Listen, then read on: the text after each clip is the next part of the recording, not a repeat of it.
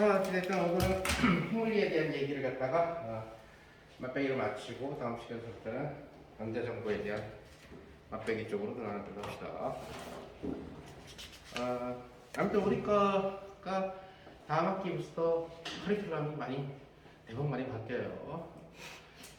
현대물리 1, 2가 사라지고, 그리고 3학년 과목으로 아마 현대물리라는 2학년인지 3학년인지 모르겠는데 현대물리 단강짜리가 하나 개설이 되는데, 사실은 이름은 현대물리인데 지금처럼 이런 현대물리 스타일이 아니라 완전히 방사선 물리만.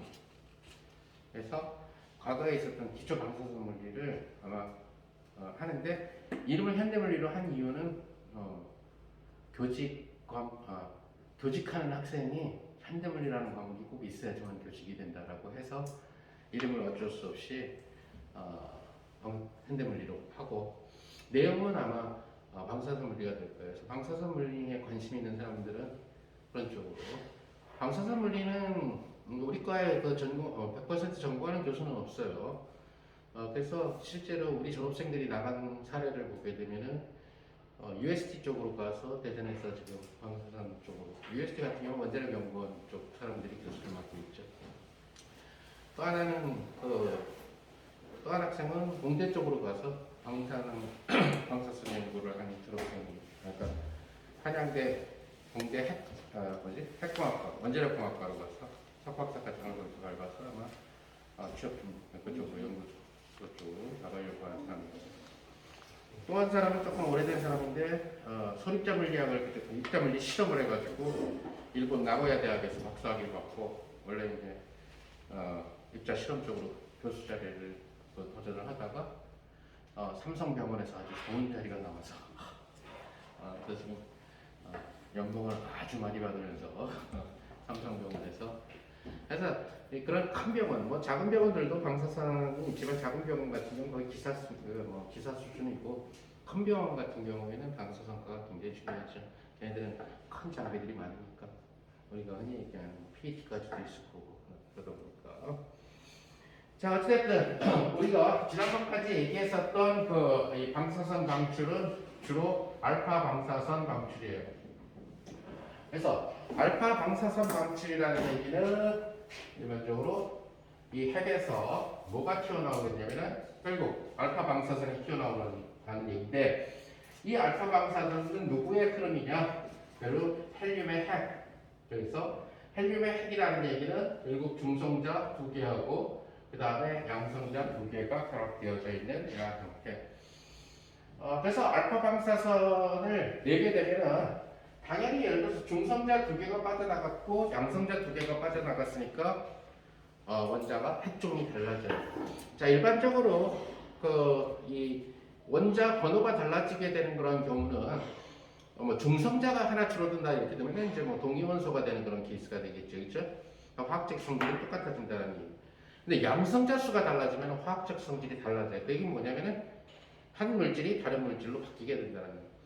그 얘기는 1800년대 때의 돌턴의 원자선은 이제 마구 무참히 깨져버리기 시작한다는 거예요. 1800년대 화학의 시대 때 질량 불변의 법칙, 아인슈타인의 삼각성 이론에 의해서 깨지게 되고, 그 다음에 돌턴의 원자에 대한 설들, 핵은 쪼개지지 않는다, 원자 핵 분율로 쪼개졌고, 핵은 다른 핵으로 바뀌지 않는다, 원자는 다른 원자로 바뀌지 않는다, 바뀌어요. 즉 알파 방사선을 뿜어내면서 다른 친구로 바뀌게 된다는 얘기예요. 자, 그 이유는 원래 얘가 갖고 있었던 이 원소를 X라는 원소라고 합시다. 그러면 X라는 원소가 예를 들어서 원자 번호가 Z라고 합시다. 원자 번호가 Z고 그다음에 핵자 수가 A 이렇게 얘기를 합시다. 자, 그랬을 때에 이것이 결국은 어떻게 되겠습니까?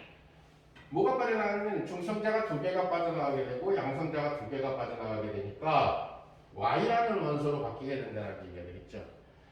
그래서 총 핵자는 4개가 줄어들었으니까 A-4로 바뀌게 된다는 얘기. Z에서 2개가 빠져나갔으니까 Z-2로 줄어들게 된다는 얘기. 즉 원자 번호가 2칸 줄어드니까 다른 원소가 된다는 사실을 이해할 수 있다는 얘기죠. 대표적으로 라듐 같은 경우가 바로 라돈으로 바뀌게 되는 그런 케이스라는 얘기를 있죠. 라돈은 그냥 천연 상태로도 존재하지만 일반적으로 라듐을 취급하는 사람들 같은 경우에 있어서는 굉장히 조심을 해야 된다는 얘기. 라듐이 바로 알파 방사선을 뿜어내면서 결국 라돈으로 바뀌게 되고, 라돈은 이제 기체 상태로 떠돌아다니다가 호흡기 속으로 들어가게 되죠. 라돈은 치명적인 친구예요. 쉽게 얘기하면은. 그러니까 방사선 연구하는 사람들은 그러니까 학문적으로 방사선이 아니라 뭐 방사선 기사가 되고 취직을 해야 되는 사람들은 이 모든 방사선들의 독성과 인체에 어디에 어떻게 해서 죽이느냐를 갖다 다 머릿속에다 꿰차고 있어야 된다는 각각의 위험 수치라든가. 바로 라돈가스는 흡입과 동시에 바로 폐를 망가뜨리죠. 폐를 고화시키죠. 폐가 움직이지 못하게 만들어 그런 상황이 된다는 거. 그래서 초창기에 큐리 부인이 라듐을 발견하고 나서 라듐이 마치 만병통치약을 했다가 사람들을 엄청나게 많이 죽이게 되는 그런 상황이죠. 심지어는 라듐을 위에다 타먹고 라듐 화장품을 만들고 라듐을 바르면 예뻐져요. 뭐 이런 식의 광고들도 나오고, 큐리 부인 자신도 결국 라듐 방사능 때문에 손가락 색깔부터 변하다가 결국에는 그렇게 오래 살지 못했죠. 어찌됐든 간에. 뿐만 아니라 많은 사람들을 갖다가 근데 몰랐던 거죠. 사실은 나중에 물리학자 입장에서 봤을 때는 물리학자가 제일 생명과학에 제일 약하다 보니까 이것이 인체에 어디에 영향을 주는지 결국 나중에 의사들에 의해서 이제 알게 되고 라듐 사용 금지령이 떨어지게 된 거죠. 아무튼 한때는 모든 제품에다 라듐이 들어간다라고 하는 형태의 그런 이 광고 문구들이 있었다는 거예요. 자, 알파 방사선 다음에 중요한 방사선이 바로 베타 방사선이라고 하는 방사선이에요. 이 베타 방사선 같은 경우는 조금 그 역사가 있는데 그 역사는 수칭 얘기하는 1928년으로 거슬러 올라가야 되겠죠. 그래서 1928년에 소위 얘기하는 이론 물리학자인 드랙이라고 하는 사람이 상대성 이론과 양자를 접목시켜서 디락 방정식이라는 것을 만들어 보니까 뭐가 나오게 됐냐면 반입자라는 개념이 나오게 됐어요. 그러니까 다시 말하면 슈레딩거는 고전 뉴턴 물리학의 에너지 보존 법칙을 양자로 만든 거예요. 근데 고전 에너지 보존 법칙은 에너지 이꼴 EM분의 P의 제곱이에요. 그죠? 만약에 포텐셜이 0인 경우를 한번 생각해 봅시다. 이런 형태가 돼서 아무 문제가 없어요. 그러니까 이게는 결국 2분의 1 mv 제곱이라는 거니까 운동 에너지가 된다. 근데 여러분들이 핸드블리 안에서 배웠겠지만은 상대성 이론에 의하면 아인슈타인 상대성 이론에 의하면은 에너지의 스퀘어가 제곱이 뭐가 되냐면은 P의 제곱, C의 제곱 더하기 청지 질량의 제곱, 광속의 4승 이렇게 주어진다는 것을 알 수가 있죠. 그죠? 그러면 이렇게 때 한 것처럼 이것이 결국 이때 이 에너지가 무슨 에너지냐? 정지 에너지 플러스 운동 에너지라고 배웠을 거예요. 그죠? 정지 에너지는 항상 갖고 있는 거죠. 질량만 있으면 무조건 갖고 있는 에너지라는 얘기가 돼요. 그러니까 결국은 쉽게 얘기하면 운동 에너지 개념이라는 거예요. 자, 근데 이 상황은 바로 2차 방정식이 되다 보니까 에너지를 두 종류로 만들게 된다는 거예요. 제일 쉽게 설명하자면 그래서 플러스 루트의 P제곱 더하기 C제곱 더하기 M제곱 C4승이 될 수도 있고 또 하나는 마이너스의 루트의 P제곱 C제곱 플러스 M제곱 C4승이 될 수도 있다는 얘기가 되죠. 그래서 상대성 이론을 적용 안 했을 때는 운동 에너지가 한 가지 방향으로 정의가 되는데 상대성 이론을 적용하면 운동 에너지가 그리고 플러스인 경우가 마이너스.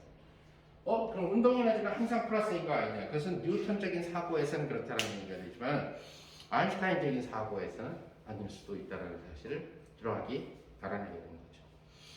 이제부터 이제 디락은 고민에 빠지기 시작한 거죠. 어떻게 운동 에너지가 마이너스가 되느냐?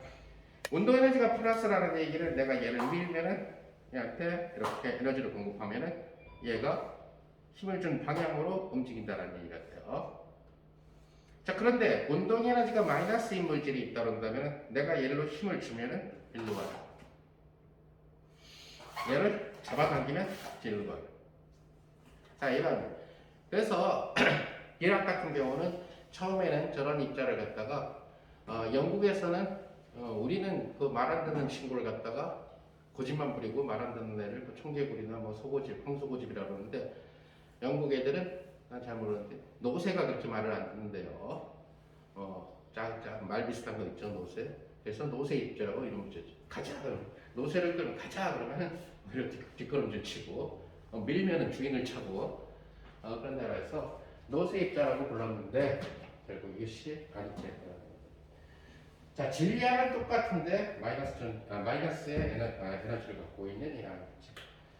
그래서 모든 입자는 결국 자기의 반쪽이 반입자를 갖고 있다는 거예요. 그러니까 전자는 전자의 반입자, 양성자의 반입자, 중성자의 반입자, 뭐 이런 식으로 하게 된 거죠. 그래서 1928년에 사실은 반입자가 발견되기 전에 결국 그 디락은 노벨상을 먼저 타요. 슈레딩거랑 함께 양자역학의 방정식을 세운 공로로. 근데 1932년에 결국 미국의 앤더슨이 전자의 반입자인 양전자를 갖다가 발견을 하게 되죠. 근데 놀랍게도 그것이 뭐였냐면 무에서 유가 나왔다는 얘기가. 다시 말해서 질량이 없었던 놈에서 질량이 있는 두 개의 입자와 반입자가 만들어졌다는 얘기예요. 그럼 질량이 없는 대표적인 친구가 누구냐? 빛이었다는 거예요. 그래서 빛 중에서 빛은 이제 여러 가지 이름으로 불리게 되는데 에너지가 점점 높아지면, 즉 진동수가 점점 짧아지면은 눈에 안 보이는 빛인 X선이 되죠. X선보다 더 짧아지게 되면은 우주에 많이 나오게 되는 바로 감마선이 된다는 얘기가 되는 거죠.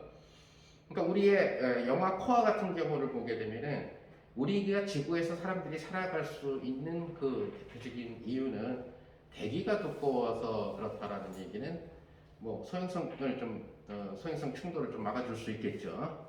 큰 놈은 뭐 못 막지만은 작은 놈들은 좀 태울 수가 있겠죠. 그것 때문은 아니에요. 지구의 구조 속에서 액체 부분인 외핵이 있기 때문이에요. 그 외핵이 바로 철과 니켈이라는 금속이라는 얘기죠. 금속은 지난번에도 얘기한 것처럼 자유전자죠. 자유전자가 움직이면 뭐가 만들어져요? 원형 전류가 만들어지죠. 그래서 외핵이 빙글빙글 돌면서 원형 전류가 만들어지니까 원형 전류에 대해서 바로 자기장이 형성되죠. 그것이 바로 지구의 자기장이라는 얘기입니다. 그러니까 옛날 영화 코아 같은 경우는 누군가 다른 나라에서 지진파를 이용해서 무기를 개발하려다가 지진파를 갖다가 지구 속에다 쏘게 돼가지고 그 충격으로 외핵이 멈췄다. 그래서 지구를 뚫고 들어갈 수 있는 거대한 그 로켓이라고 그래야 되나? 아무튼 땅굴차 비슷한 걸 하나 만들어가지고 보통 로켓 타고 우주 여행을 하는 SF 영화가 많은데 이번에 땅굴을 타고 지갑으로 뚫고 들어가서 마그마를 멘트를 거쳐서 외핵 근처로 딱 간 다음에 타임 시리얼로 우리 그 폭파공학처럼 7개의 원자폭탄을 설치를 하는 거죠. 그래서 7개의 원자폭탄을 외핵에다 설치하고 타이머를 이제 시간 간격으로 하나 터지고 그 다음 터지고 하면 뭐가 생겨요? 멈춰 있었던 잔잔한 액체에 파문이 형성되죠, 그죠? 그러니까 잔잔했던 물을 갖다가 휘저는 방법은 휘진 거죠. 화끈하게 휘저는 방법은 폭탄을 쓰는 거죠. 인간이 가진 최대의 폭탄은 원자폭탄이니까 원자폭탄. 아이디어는 굉장히 괜찮은 아이디어, 뻥이지만은 어찌됐든 간에 그렇게 해서 외핵을 돌게끔 해가지고 다시 지구의 자기장이 생겨서 지구의 자기장이 다시 형성이 되니까 자기장으로 발 알렌데라고 하는 곳이 형성되죠. 그 발 알렌데라고 하는 자기장이 뭘 막아줘요? 우주에서 오는 방사선을 다 외부로 튕겨내는 역할을 하게 됩니다. 그러니까 지금도 사실은 북극과 남극은 굉장히 위험한 곳이에요, 사실은. 자기장 구조를 보게 되면 이렇게 되면 북극, 남극 같은 경우에는 결국 막아주기가 좀 힘드니까. 근데 다른 중위도 지방이나 같은 경우는 얘네들이 우주에서 오는 강한 방사선들을, 즉 인체에 치명적인 방사선들을 막아줍니다. 그 인체에 치명적인 대표적인 방사선 중에 하나가 감마선 같은 경우라는 거죠. 그러니까 빛인데 빈동수가 너무너무 큰, 그러니까 에너지가 너무너무 큰. 그래서 우주에서 오는 감마선, 보통 코즈믹 레이라고 하는데 이 친구를 갖다가 이 친구에서 어떻게 입자가 생겨냈냐. 자, 그럴 때 얘네들이 지나가면은 스키 자국처럼 자국을 남기게끔 하는 실험 장치가 있었어요. 그 당시에는. 그것을 안개상자라고 얘기를 하죠. 그러니까 우리는 하얀 이제 좀 있으면은 스키장도 여러분들 가겠지만은 뭐 무주 리조트라든가 이런 데 갔을 때에 밤 되면은 뭐지 그 이 깨끗하게 만드는 사람들이 일하고 있더라고. 내가 거기서 호텔에서 자보니까 나는 이제 스키를 못 하기 때문에 주로 가서 구경만 하는데 근데 그럼 이제 딱 깨끗해져요. 움푹 파인 데라든가 이런 데. 그럼 이제 아침에 첫바 뛰는 사람들이 첫 번째 자극을 해주죠. 스키어가 너무 빠르다 그런다면은 만약에 스키어가 너무 빨라서 스키어를 볼 수 없다 그런다 하더라도 스키어가 지나갔는지 안 지나갔는지는 결국 눈발, 평평에 있었던 눈발에 스키 자국이 트라젝토리, 즉 궤적을 그리느냐 안 그리느냐에 따라 알 수 있다는 거예요. 그러니까 그 원리를 이용을 해서 결국 입자가 지나갔는지 안 지나갔는지 입자는 볼 수 없으니까 그 궤적을 본다는 거예요. 그러니까 전기를 띤 입자가 있다 그런다면 전기를 띤 입자가 지나가는 그런 형태의 장치를 만든 거죠. 일반적으로. 그걸 이제 안개상자라고 하는. 윌슨이라는 사람이 이제 그 안개상자라는 실험 장치를 만들어서 노벨 물리학상을 받았죠. 그럼 빛은 전기를 안 띠고 있으니까 지나가도 자국을 남기질 않아요. 그런데 우주에서 온 빛이 지나가면서 여기 자국을 두 개를 하겠다. 자, 그러면 전기를 띤 놈이 이게 자국을 만드는데 전기를 띤 놈한테 예를 들어서 이게 안개상자라고 전기를 띤 놈이 있어요. 전기를 띤 놈이 있는데 얘한테 자국을 동그랗게 만들어줄 수 있는 방법은 자석을 걸어주는 거예요. 자기장을 걸어주면 전기를 띤 놈은 돌아요. 빙그르르 돌아요. 그때 얘가 플러스 전기를 띠고 있느냐 마이너스 전기를 띠고 있느냐에 따라서 이리 도느냐 이리 도느냐 이렇게 달라지죠. 또 얘가 얼마나 큰 질량을 갖고 있느냐에 따라서 이 반지름이 결정된다는 거예요. 이건 여러분들 일반 물리에서 사이클로트론이라는 이름으로 배웠을 거예요. 그 분명히 빛이 이렇게 와서 자국을 안 남기다가 이 지점에서부터 갑자기 동그라미가 두 개, 서양 코스염처럼 이런 자국과 이런 자국이 생겼다는 거죠. 궤적이 나왔다고. 이걸 이 사진으로 노벨상을 받은 거죠. 앤더슨이. 자, 이 반지름을 보니까 똑같아. 쌍둥이처럼 똑같아. 서양 코털처럼. 얘기는 질량이 같다. 근데 같은 자기장 하에서 서로 반대 방향으로 돌았다는 얘기는 뭐다? 전하가 반대다라는 얘기다. 그래서 하나가 분명히 우리가 통상적으로 얘기하는 음의 전하, 즉 음전하인 전자에 따른. 그렇다면 얘는 양전하를 가져야 돼. 그리고 같은 크기의 전하를 가져야 되고 질량도 같아야 되고. 그러니까 완전히 짝이라는 얘기. 그래서 얘를 포지트론, 양전자라고 이렇지. 포지티브가 플러스라는 뜻이고 포지티브에다가 일렉트론 하면서 포지트론이라고 이름을 붙이게 된 거죠. 이것이 바로 양전자의 반응. 그 외에 양성자의 반입자인 반양성자도 발견되고 중성자에 대한 반중성자도 발견되고 이런 식으로 해서 발견이 됐다는 얘기를 우선 먼저 얘기를 해줘야 되고요. 두 번째로 또 새로운 입자의 발견은 새로운 어떤 뉴트리노라고 하는 입자. 이것도 역시 이론 물리학자인 파울리에 의해서 원래 먼저 예언이 됐는데 이론적으로 원래 예언이 됐고 파울리는 유명한 워낙 일들이 많아가지고 노벨상을 이거 아니라도 받을 일들이 많죠. 근데 파울리에 의해서 이론적으로 예언이 됐다가 결국 이것도 역시 실험에서 발견이 됐다는 얘기예요. 처음에는 이 뉴트리노라고 하는 이 페르미온은 우주를 싸돌아다니는데 우주를 싸돌아다니면서 물질을 만들지는 않아요. 전자처럼. 그러니까 아주 자유로운 그런 페르미온이라는 얘기가 돼요. 근데 처음에는 질량이 0이라고 생각을 했어요. 빛처럼. 근데 이 사실이 나중에 일본 과학자들에 의해서 사실 이 뉴트리노 때문에 일본의 노벨상이 그냥 쾅 늘어버렸는데 입점을 쫓겨서 그래서 지금도 이번에도 노벨상 한 명 또 꿰쳤지만 노벨 물리학상을 일본인이 꿰쳤지만 이 뉴트리노만 갖고 일본이 노벨상을 받은 게 내가 기억하기로는 한 6, 7명 정도 되는 것 같아요. 이론으로 받은 사람도 마스카와 그 다음에 고바야시 몇 명 있고 실험으로 받은 사람들도 몇 명 꽤 되고 해가지고 이 뉴트리노. 그래서 어, 일본이 그 1999년께서부터 소위 얘기하는 폐광, 지하 폐광에다가 맑은 물을 갖다가 집어넣고 뉴트리노를 갖다가 태양에서 오는 뉴트리노 또는 초신성 폭발에서 오는 뉴트리노 이런 것들을 갖다가 의 성질을 갖다가 측정하는 실험들을 하게 됐죠. 지하 1km 폐광에. 그렇게 해서 일본이 노벨상을 받고 나서 우리나라도 이제 폐광들 많죠. 저쪽 강원도 쪽에 가면 우리도 지었는데 새로운 일이 안 나오니까 이제 노벨상을 안 줄 거겠죠. 어쨌든 간에 조금 좀 뭐랄까 뒤쫓았다고 그럴까.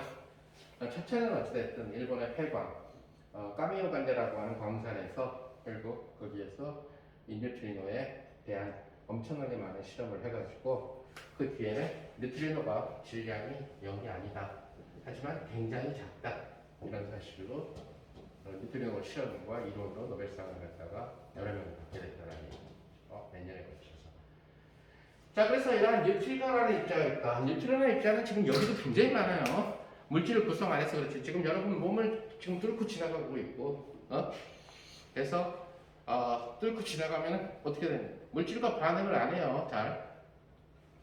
그래서 뉴트리노의 발견은 뉴트리노가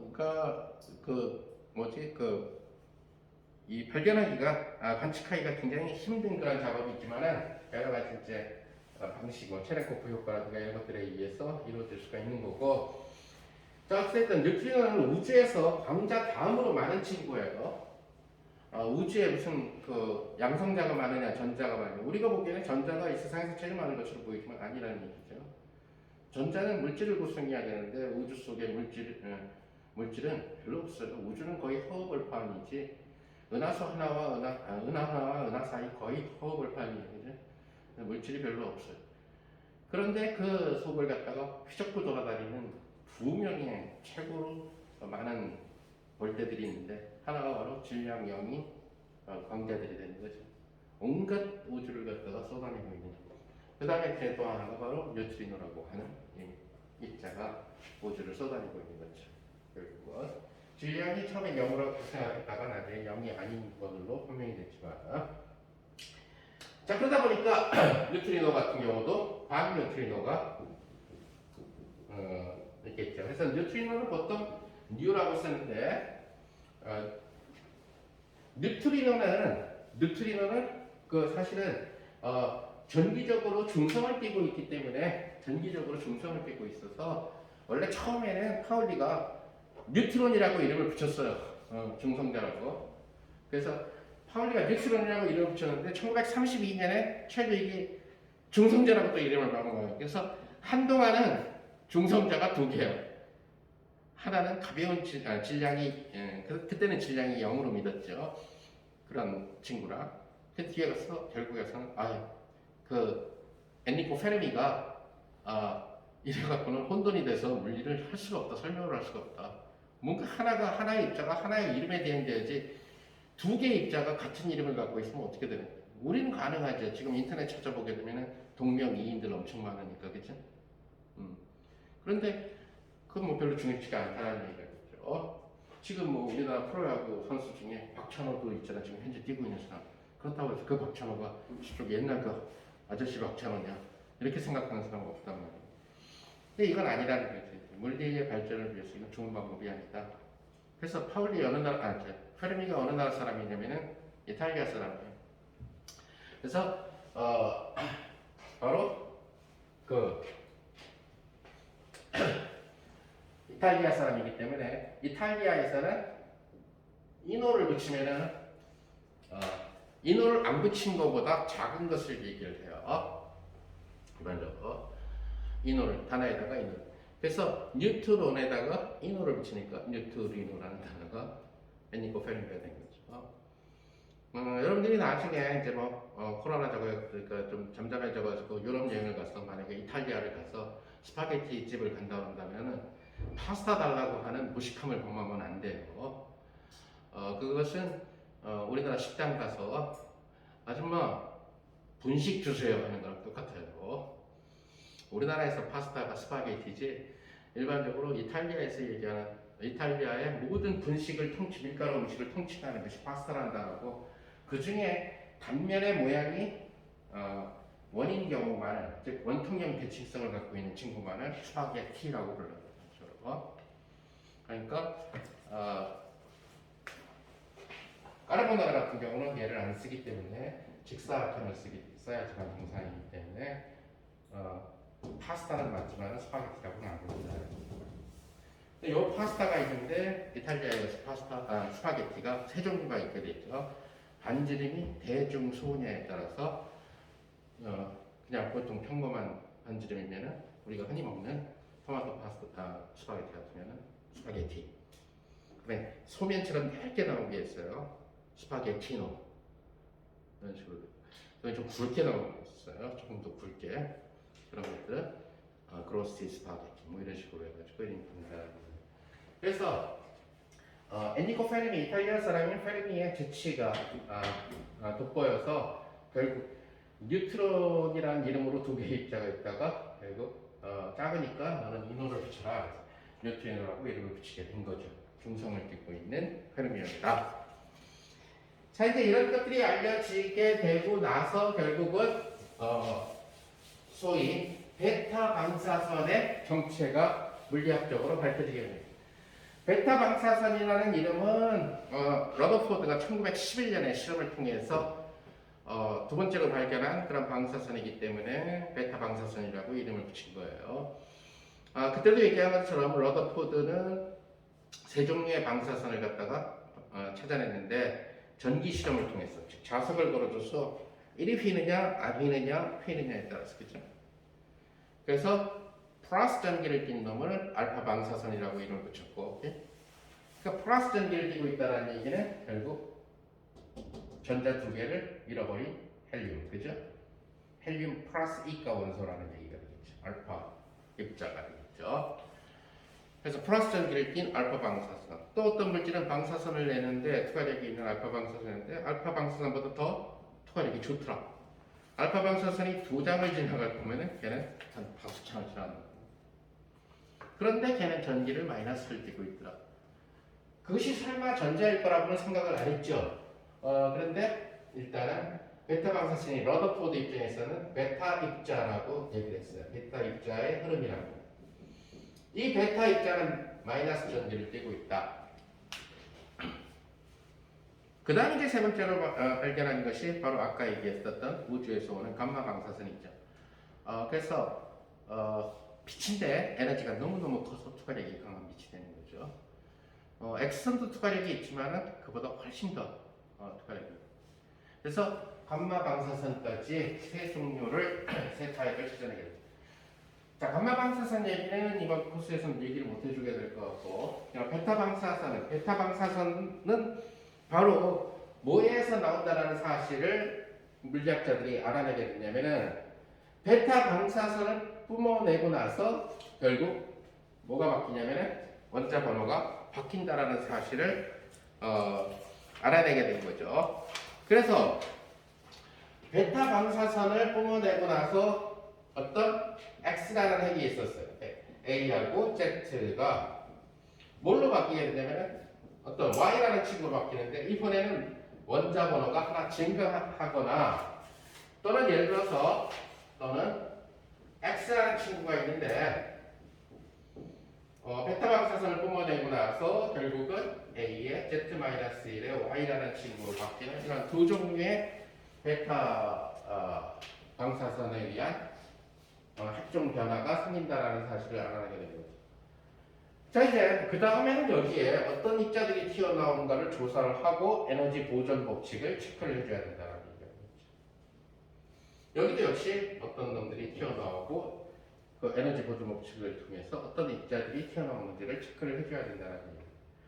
당연히 예를 들어서 자, 그래서 이 하나를 갖다가 Z 플러스 1로 바뀌게 되는 이것을 우리는 자, 일반적으로 알파 입자를 뽑아내고 나서 얘가 이렇게 변환되는 것을 핵종의 변환이라고 얘기하기도 하고, 또 하나는 원래 핵이 사라져버렸죠, 그죠? 원래 핵이 사라지고 다른 핵이 나타났죠. 그러니까 그 핵은 사라진 거지. 그래서 붕괴됐다라고 얘기해요. 그래서 이 경우는 알파 붕괴라고 얘기해요. 자, 그래서 얘를 결국 물리학자들은 베타 붕괴라고 이름을 붙이게 된 거고, 얘는 반대이기 때문에 역베타 붕괴라고 이름을 붙이게 된 거죠. 자, 그래서 베타 붕괴 과정에서 나타나게 되는 케이스는 처음에 베타 붕괴 과정만 러더포드가 알아냈는데 뒤에 가서는 역베타 붕괴 과정도 실험이 이제 러더포드 이후에 됐다라는 거예요. 베타 붕괴 과정에서는 베타 입자가 나왔는데 나중에 알고 보니까 이것은 바로 전자였다는 거죠. 그리고 역베타 붕괴 과정에서는 소위 얘기하는 역베타 입자라고 얘기할 수 있는 이러한 입자들의 흐름이 나타나게 되는데 이것은 알고 보니까 양전자였다는 거죠. 그러니까 베타 붕괴보다 역베타 붕괴는 한참 뒤에 나오게 된 이론이 된다는 얘기죠. 적어도 반입자의 개념이 나온 다음에. 자, 그래서 베타 붕괴의 과정은 결국 어떤 사실을 알았냐면 결국 핵자 속에서의 지금 보게 되면은 여기서 핵자수의 변화가 없어요. 핵자수의 변화가 없는데 양성자는 하나 늘어났어요. 양성자는 하나 늘어났는데 중성자는 하나 줄어들었죠. 그죠? 그래야 핵자수 A가 같아지죠. 그러니까 얘는 쉽게 얘기하면은 살은 안 뺀 거야. 근데 얘는 핵자수가 4개 줄어들었으니까 살 뺀 거죠. 그래서 알파 붕괴는 흔히 얘기할 때 다이어트라고 얘기하고 살을 실제 빼니까. 그 다음에 베타 붕괴 같은 경우는 살은 빠지지 않았는데 몸무게는 빠지지 않았는데 예를 들어서 뱃살 부분은 줄어들고 딴 데는 살이 더 생겨가지고 보기 좋게 만든다든가 하게 되는. 몸무게는 안 달라졌어요. 근데 모양이 보기 좋아진 그런 케이스. 여기에 있었던 살이 딴 데 근육으로 갔다든가 하는 웨이트 트레이닝 해가지고 몸무게는 60kg 그대로인데 뱃살은 확연히 줄어들었다. 그럼 마치 다른 물질처럼 보이죠. 그러니까 그렇게 비교하는 그런 경우도 있어요. 이거는 실제로 핵자수가 4개 줄어들었으니까 살 뺀 거죠. 그래서 일반적으로 이런 알파 붕괴를 일으키는 경우는 원자번호 50번 이상의 무거운 원소들에서 일어나게 되죠. 즉 다시 말해서 중성자 수가 양성자 수보다 많아가지고 무거워서 뒤뚱거리는 이런 놈들이 다이어트를 해가지고 좀 더 안정된 물질로 간다라고 생각을 해주면 되겠어요. 베타 붕괴나 역베타 붕괴는 꼭 그런 건 아닌데 주로 가벼운 쪽에서 주로 많이 일어나요. 근데 꼭 그렇지만은 않아요. 무거운 원소에서도 베타 붕괴나 역베타 붕괴 같은 경우는 일어나게 됩니다. 자, 베타 붕괴 아까 얘기한 대로 양성자는 하나 생겼고 중성자는 줄어들었으니까 바로 베타 붕괴는 중성자가 양성자로 바뀌는 변화입니다. 자, 중성자가 양성자로 바뀌게 되니까 전하량이 안 맞죠, 그죠? 전하량이 안 맞아요. 얘는 전기적으로 0인데 얘는 전기를 플러스 1가를 띠고 있어요, 그죠? 근데 전하량 보존의 법칙에 따라서 바뀌기 전과 바뀐 후가 우리는 같아져야 된다. 그게 뭐가 튀어나와야 된다? 전자가 튀어나와야 된다. 그럼 전자가 갖고 있는 마이너스 1가랑 양성자가 갖고 있는 이 친구가 전하량 보존. 그 다음에 에너지 보존 법칙을 통해서 여러 가지 굉장히 이제 어려운 모델이 되겠지만 하니까 바로 반뉴트리노가 나온다는 사실을 물리학자들이 알아내게 된 거라는 거죠.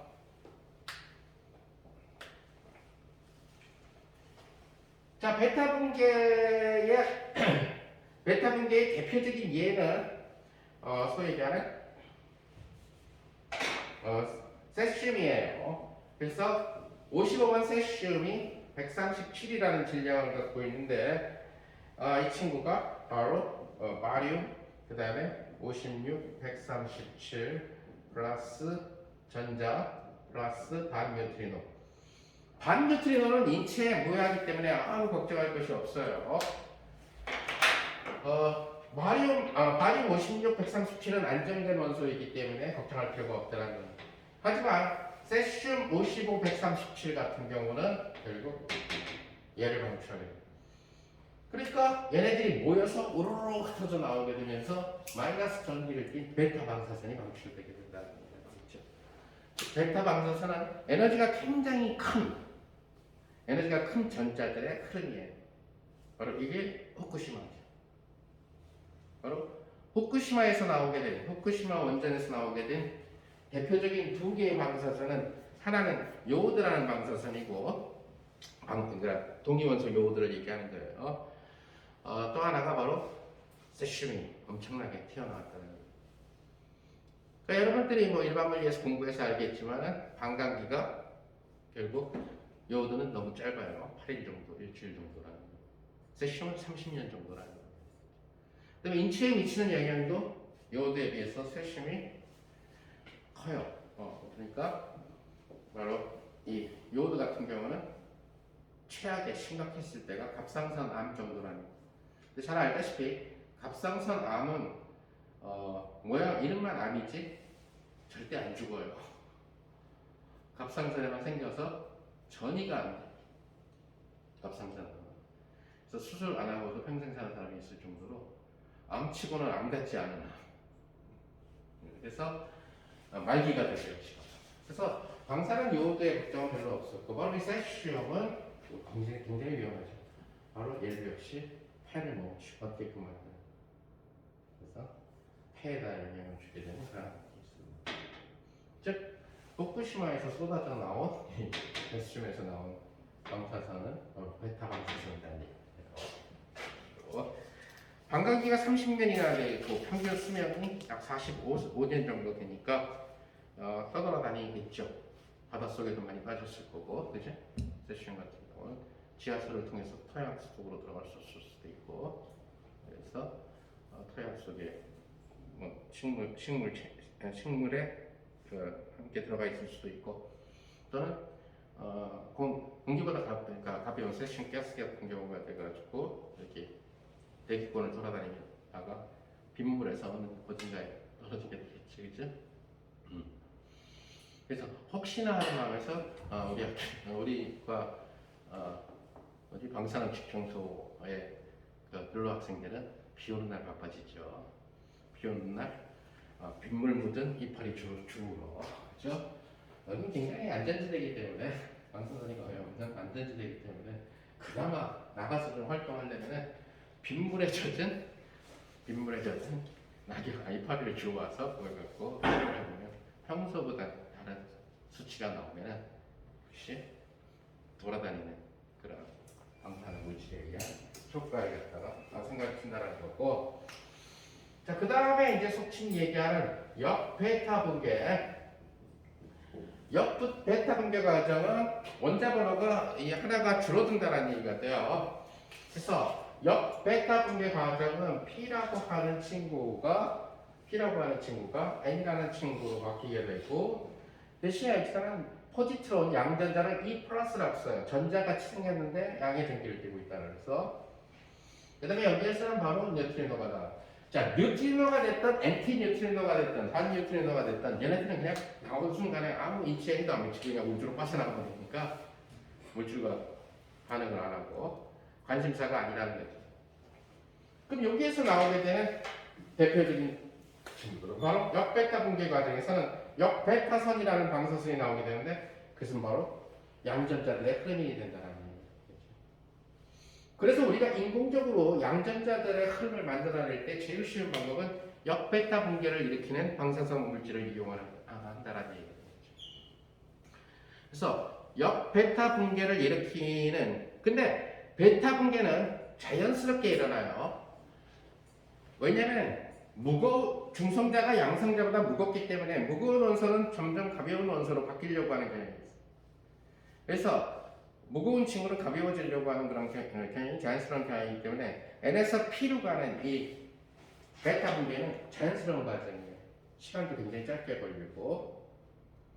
근데 베타 붕괴는 억지로 만드는 거예요. 즉 가벼운 놈을 무겁게 만드는 거는 뭐 맥이든지 해야 돼. 그래서 우리는 에너지를 공급해야 된다는 거예요.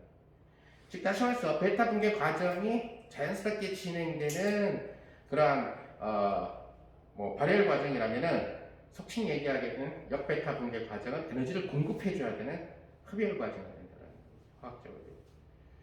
그래서 역베타 붕괴가 일어나게끔 충분한 에너지를 공급을 해줘야지만 역베타 붕괴가 일어난다는 얘기예요. 저절로 일어나지는 않는다는 얘기죠.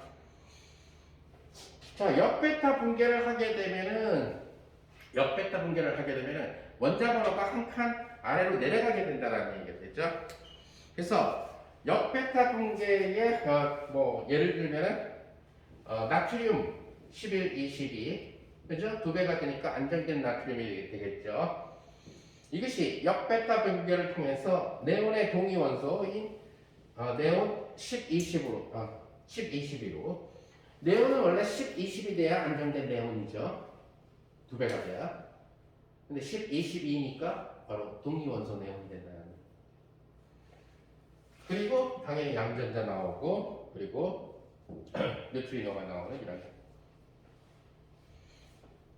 뭐 그밖에 예를 들어서 역베타 붕괴를 에너지를 받아서 역베타 붕괴를 일으키게 되는 것은 6, 11 이런 형태들 또는 질소 7, 13 또 산소 8, 15 그래서 이러한 원소들 얘네들 이제 동위 원소가 역베타 붕괴를 일으키게 되는 그런 핵종들이고 그죠?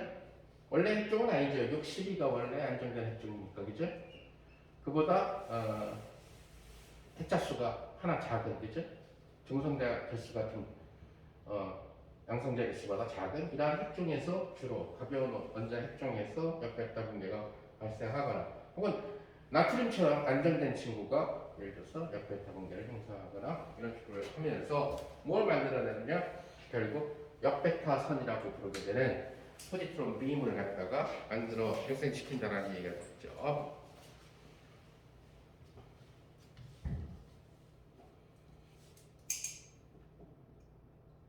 자, 그래서 결국 여러분들이 병원에서 쓰게 되는 물론 그런 일을 할 일은 없겠지만은 PET 보통 우리가 사람을 암을 검사를 한다든가 하게 되면은 기본적으로 촬영을 하죠. 엑스선은 그냥 단면만 찍는 거니까 암인지 아닌지 알 수가 없죠. 엑스선에 나타날 정도만 내일 죽는다는 얘기고 엑스선에 나타날 정도면은 엑스선의 목적은 뼈가 부러졌나 안 부러졌나를 보기 위한 거죠.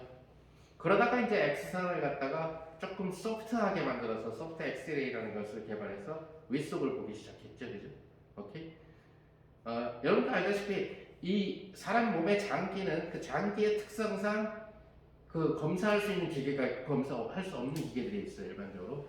물기가 있는 기계는 대부분 초음파를 통해서 검사를 하죠. 그러다 보니까 신장이나 간은 일반적으로 초음파 검사를 좀 하게 되죠. 그 다음에 이제 뭐 뼈 부러졌을 때 당연히 엑스레이를 찍어보죠. 그 다음에 속칭 얘기하게 되는 그걸 조금 낮춰서 위는 사실은 초음파로도 안 잡혀요. 그리고 그냥 일반 엑스레이로도 안 잡혀요. 제일 좋은 방법은 집어넣는 방법이죠. 내시경. 위나 장은 그래요. 그러다 보니까 사람들이 자꾸 거부증을 느끼거든. 그래서 이제 최면 내시경도 나오고 너무 못 견뎌서 도망가는 사람이 너무 많으니까 위 내시경 같은. 그러다 보니까 이제 조금 심각하지 않을 때는 그냥 엑스레이의 인텐시티를 낮춰서 그러니까 다른 종류의 인텐시티 저게 되는 거죠. 파장을 좀 달리 해서 위를 조금만 들여본 다음에 좀 심각할 것 같으면 내시경을 시키자라는 그런 마음. 별로 사용은 안 하고 주로 다 여전히 내시경이 예전에 위 같은 경우는. 그 다음에 이제 소위 얘기하는 암 같은 경우가 생겼는지 아니면은 그런 것들 초기 암인지 아니면 암이 조금 자라고 있는지 아닌지 이런 걸 검사를 할 때는 우리가 흔히 그런 비유를 하죠. 오이가 이렇게 하나가 있는데 오이 속에 분명히 식물벌레 그러니까 오이 속에 들어가서 살고 있는 벌레들이 있어요. 어떨 때 과일 이렇게 쫙 해보면 과일 속에 벌레가 이렇게 살아있는 경우들도 있죠. 그래서 어떤 의심 많은 사람이 이 오이 속에 벌레가 있는지 없는지를 갖다가 원래 있어서 실수로 먹으면 난 죽을 것 같아. 그래가지고 검사한다라고 칩시다. 그러면 예를 들어서 이걸 한 3토막 내가지고 없네. 긴 오이를 3토막 냈으니까 이 속에 있을지 알 수가 없죠. 그게 CT 정도죠. 그래서 CT는 아무 검사도 사실 안 돼요. CT에서 발견될 정도라면 엄청난 것이죠. 그러니까 CT에서 이제 조금 이상 기미가 보이면 MRI를 찍으라고 하겠죠. CT가 워낙 간단하고 싸니까. MRI는 얘를 굳이 비유한다면 한 20등분으로 쪼개는 거죠. 20등분으로 쪼개니까 그래서 20개의 단면을 보면 여기 벌레 지나가는 것 같으네. 볼 수 있다. 혹은 벌레가 보일 수도 있고. 그것이 MRI라는 거예요. 그 PET는 뭐냐? PET는 상상할 수 없을 정도로 오일을 쪼개는 거죠. 그래서 PET는 바로 포지트론 에미션 토모그래피. 그래서 포지트론을 갖다가 이용을 해서 만들어지게 되는 그 장치가 있는 거죠. 핵 같은 경우는 MRI 같은 경우는 자기 공명을 이용을 해서 하는 그런 케이스가 돼서 우리 몸에 자석에 달라붙는 놈을 다 탈착시키는 거예요. 뺀 다음에 들어가야 되겠죠, 그죠? 그런데 PET 같은 경우는 PET도 그렇게 하는 게 좋지만 포지트론을 발생시킬 수가 있으니까, 그죠? 역베타선은 포지트론을 발생시킬 수가 있으니까 에너지를 공급하면 되니까. 근데 비용이 많이 들고 장치가 신개 발품이니까 비싸게 받아야 되겠죠. 네. 그래서 억지로 포지트론을 갖다가 양전자의 흐름을 역베타선을 갖다가 사람 몸속에다가 투입을 시킵니다.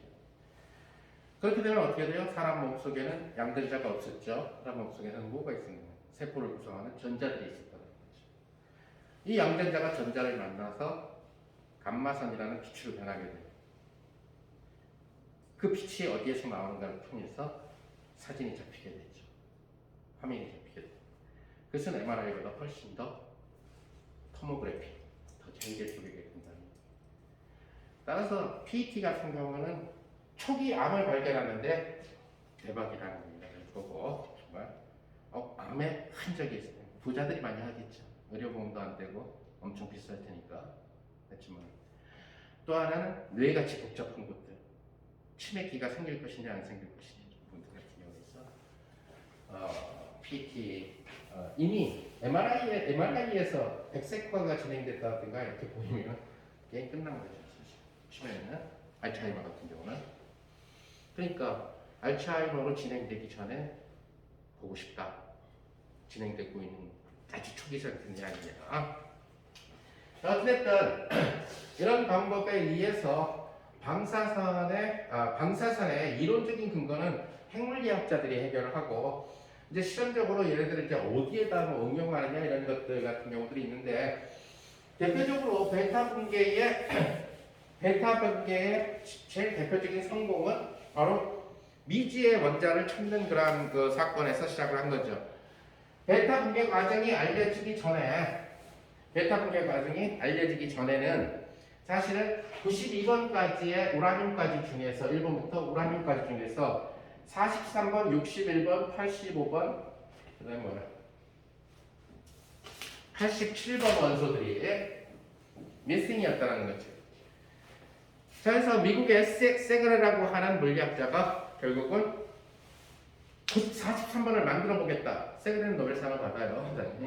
그래서 지금 얘기하는 몰리브덴 42번에다가 여기다가 뭐를 던지냐면은 핵 실험은 전부 다 때리는 거예요. 지난번에 핵분열은 중성자를 던져가지고 깼죠, 그죠? 근데 그냥 누가 처음으로 새로운 반응을 일궈냈느냐의 문제라는 얘기예요. 그게 위험하지 않을지도 모르는 상태에서 마구 실험을 하는 거예요. 결국 여기에다가 뭐를 던졌냐면은 결국 중수소를 던졌다는 거죠. 원자번호 1번인데 질량수는 2가 되겠죠. 그래서 했는데 이것이 그냥 중수소를 잡아먹고는 42번 그냥 90% 바뀌어버리고 뭐가 하나 나왔냐면 양성자가 하나 나왔어요. 양성자는 원자번호 1번이고 질량수 1이죠. 그럼 맞죠? 질량수랑 이런 것들이 다 맞다라는 얘기. 자, 이제 이 상태에서 게임을 세그레가 빨리 너무 끝내고 아우 실패했네. 동위원소 어차피 몰리브덴 99는 원래 있었던 놈이니까 이거 발견했다고 뭐 노벨상을 주지는 않을 테니까. 그런데 이 실험 과정을 갖다가 유시민이 조금 더 기다려본 거죠. 아니면 왜 안 났을까 하고 밖에 나가서 산책을 했거나. 그래서 나 자세한 건 몰라. 세그레가 아니니까. 근데 한 15분 조금 지나서 놀라운 일이 바로 노벨상 결과가 떴다는 거예요. 바로 요놈이 한 번 더 변하다. 99 몰리브덴 42가 바로 99X에 43으로 변하면서 베타 방사선이 방출되고 반뉴트리노가 반일절 신경 쓰더라고. 바로 베타 방사선이 방출되고. 그 베타 방사선이 이런 식으로 방출이 되니까 바로 베타 붕괴 과정을 거쳤구나. 42번에서 43번으로 바뀌었구나. 중성자 하나가 양성자로 바뀌었구나. 베타 붕괴가 가져온 혁명적인 노벨상 리액션이에요. 최초의 노벨상이죠. 자, 이러다 보니까 세그레가 이런 쪽으로 최초로 한 사람이어서 결국 노벨상을 주게 됐는데, 미국 사람. 자, 이것이 이제 이름을 붙일 권리가 세그레한테 있는 거죠. 마치 퀴리부인한테 이름을 붙일 권리가 있어서 하나는 라디에이션을 일단 라듐이라고 붙였고, 하나는 폴란드 이름을 따서 폴로늄이라고 이름을 붙인 거죠. 만약에 한국 사람이 최초로 발견했다면 코리아늄, 뭐 KO 이런 식으로 됐겠지. 코리아늄이라든가. 아쉽게도 아시아 사람이 들어가는 원소는 없어요, 일반적으로. 그래서 이렇게 세그레늄 이런 식으로 붙여도 되는데, 세그레는 그 방법을 그러니까 자기 이름 붙인 사람은 그건 좀 심하고, 자기네 나라 이름도 안 붙이고, 이것을 테크니컬하게 얻었다. 테크니컬하게 얻은 최초의 원소다. 그래서 테크네튬이라고 이름을 붙이게 된다는 얘기예요. 그래서 이것이 바로 43번 테크네튬을 발견을 하게 됐어요. 그 이후에 세그레 방법으로 중수를 때려가지고 만들어서 40, 61, 85, 87 다 찾아냈다는 거예요. 자, 드디어 못 찾았던 이런 친구들. 이 테크네튬은 불안정해가지고 금방 딴 원소로 변해요. 자, 천연으로도 아주 극소량만이 존재하고, 테크네튬은. 자, 그러다 보니까 이제 더 때리자. 왜 92번이 뜻이냐? 그래서 마구 때리기 시작했다는 얘기가 되죠. 이게 때리면 새로운 놈으로 변한다. 던져서 때리면 새로운 놈으로 변한다. 92번에다가 던지니까 93번 나오고, 93번에다가 던지니까 94번이 나오고, 이렇게 됐다. 바로 이제 92번을 갖고 만든 것이 바로 93번이 되겠죠. 그래서 그때 얘기한 것처럼 우라노스 천왕성을 나타내는 우라노스 신에서 나왔으니까, 그 다음은 바로 넵튠늄이 나오게 되고, 94번 플루토늄 이런 식으로 나오게 되고. 자, 뭐 이런 식으로 해서 역사적으로 보면 95번서부터는 그럼 이름을 어떻게 붙일 것이냐. 그래서 95번서부터는 이름들이 이제 드디어 주로 이제 세그레가 있었던 버클리 대학에서 이 실험이 계속 진행되는 거예요, 대학원생들하고. 세그레가 이쪽 계통의 거의 도사급이었다는 거예요. 그 알다시피 버클리 대학은 미국 서부의 캘리포니아 주의 그 소위 얘기하는 UC 뭐뭐뭐로 시작하는 9개 대학의 그 메인 캠퍼스죠. 본교인 셈이에요. 사실 UC 버클리인데 워낙 본교이기 때문에 그냥 버클리 대학이라고 이름을 칩니다. 우리가 알고 있는 UC LA라든가 UC 센타바바라 이런 대학들하고 다 같은 그 주립학교라는 얘기가 됩니다. 드디어 이제 95번에서 아메리칸슘이라고 이름을 붙이죠. 아메리슘 이름을 붙이죠. 그 다음에 96번 역시 이러한 방사성 원소의 어머니 퀴리움 이렇게 됩니다. 그 다음에 또 97번 또 이름 붙이죠. 자기 대학 이름 버클리륨 이렇게 됩니다. 또 98번 또 그 실험실에서 나오게 됩니다. 버클리 대학이 어디에 있냐? 캘리포니아에 있으니까 캘리포니아륨 이렇게 이름을 붙이기 시작해요. 그러다 이제 캘리포니아, 버클리, 아메리슘 다 해버리고 나니까 99번 아인슈타인. 그냥 존경하는 사람 이름 다 붙이는 거죠. 그 다음에 100번에 페르미. 101번 주기율표의 창시자 멘델레프를 따서 멘델레브. 102번 노벨상을 나한테 줬으니까 노벨류. 그죠? 그 다음에 103번 로렌츠의 이름을 따서 로렌슘. 104번 러더포드가 방사선 알파 베타를 만들었으니까 러더포늄. 이런 식으로 붙이게 된 거죠. 그래서 그러다가 나중에 가서는 이제 이러한 방향들이 이제 제재를 받게 된다는 얘기죠. 이제 이렇게 하지 말고 이름을 붙일 수 있는 권한을 갖다가 세계적인 학회에다 맡겨라 이런 식으로. 아무튼 초기에 모든 원소들은 그냥 라트라에서 따가지고 학교나 성질을 이용해서 하이드로겐 같은 경우처럼 뭐 옥시겐처럼 산을 만드는 놈, 그죠? 옥시가 바로 산이라는 뜻이고 겐은 generate, make라는 뜻이니까 산을 만들어주는 친구라는 얘기죠. 그래서 그런 이름들로 붙여줬는데 뒤에 가서는 이렇게 한 그룹에 의해서 이름이 계속 만들어지게 되니까 나중에 가서는 화학계에서 이제 이름을 명명법을 갖고 하게 되고 지금은 원자가 몇 개냐 하는 것은 핵종이 몇 개냐 하는 것은 중요치가 않아요. 계속 바이 프로덕트로 그걸 찾으려고 이제 실험하지는 않아요. 이 방법에 의해서 계속 끊임없이 해서 270번 나올 것 같은데 그렇지가 않아요. 이 방법은 어느 정도 시점에서는 멈춰진다는 거예요. 멈춰지고 한참을 또 기다렸더니 또 다른 이상한 프로세스에서 바이 프로덕트로 생각지도 않았던 양성자의 수를 갖고 있는 뭐 130 몇 번이 발견되고 그랬어요. 근데 지금은 알파벳 4개를 써가지고 원자 번호를 정하고 외우지도 않아요. 그런 것들은.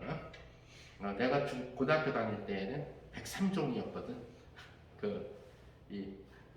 한종의 개수가. 그건 아니고 지금 140 몇 개로 내가 알고 있는데 그 숫자는 전혀 중요치가 않다라는. 지금 내가 말하고 있는 순간에 또 다른 바이 프로덕트로 짧게 사는 이런 친구들이 나타날지 모르기 때문에.